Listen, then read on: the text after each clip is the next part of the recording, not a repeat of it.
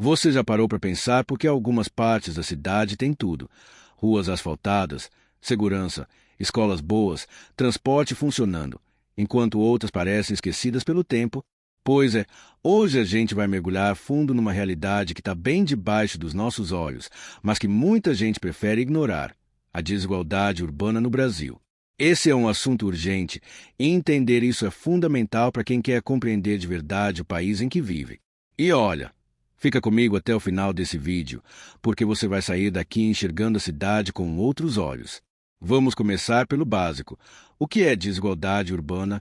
Desigualdade urbana é quando o acesso a recursos, serviços e oportunidades dentro de uma mesma cidade é distribuído de forma extremamente desigual. E aqui no Brasil, isso é praticamente uma marca registrada das grandes cidades. Em vez de termos uma cidade integrada, o que vemos são pedaços diferentes, quase como cidades dentro da cidade. De um lado, bairros ricos, com infraestrutura completa. Do outro, comunidades inteiras sem saneamento básico, com falta de água, esgoto a céu aberto, transporte precário e escolas públicas caindo aos pedaços. Tudo isso no mesmo município.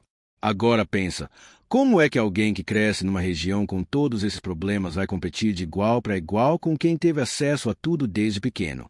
É como começar uma corrida quilômetros atrás do ponto de largada.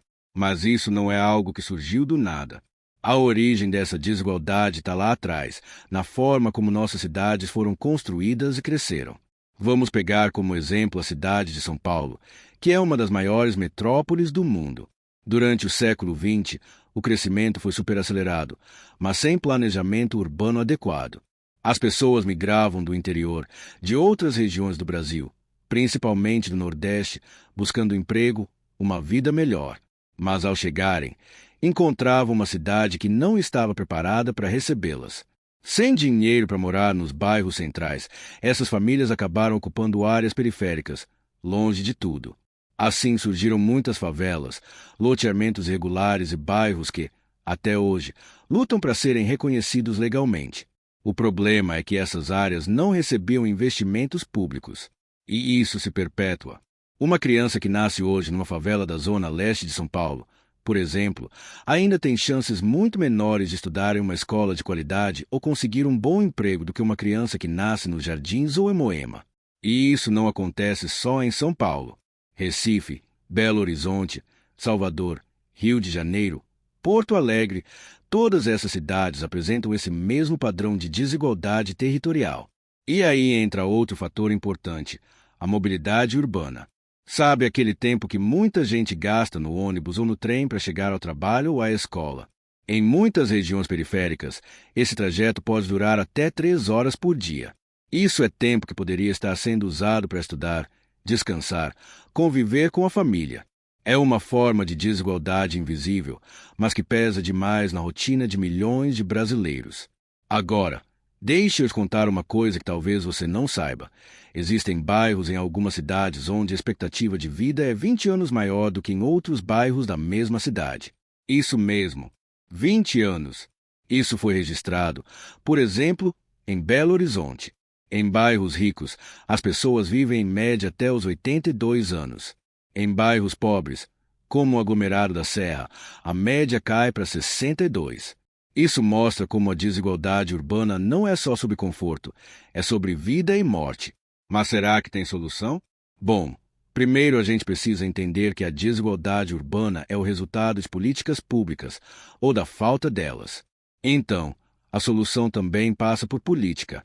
Políticas de habitação, transporte, educação, saneamento, saúde, tudo isso precisa ser pensado de forma integrada e com prioridade nas áreas mais vulneráveis. Existem alguns bons exemplos de iniciativas que estão tentando mudar esse cenário. Em Medellín, na Colômbia, por exemplo, o governo criou linhas de teleféricos que ligam comunidades nas encostas dos morros ao centro da cidade.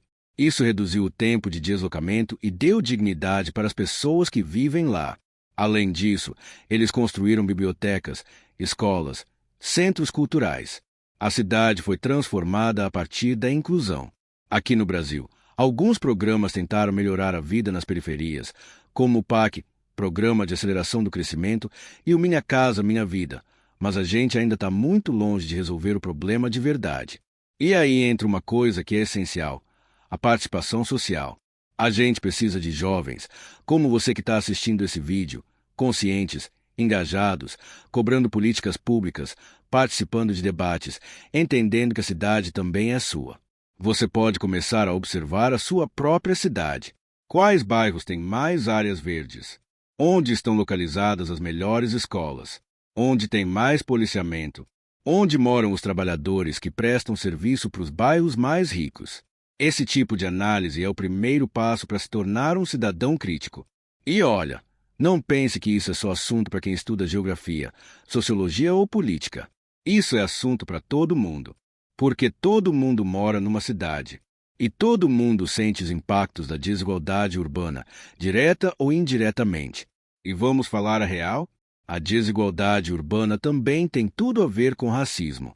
Porque quando você olha os bairros mais pobres, a maioria da população é preta ou parda. Isso não é coincidência. Isso é resultado de um histórico de exclusão que vem desde a escravidão.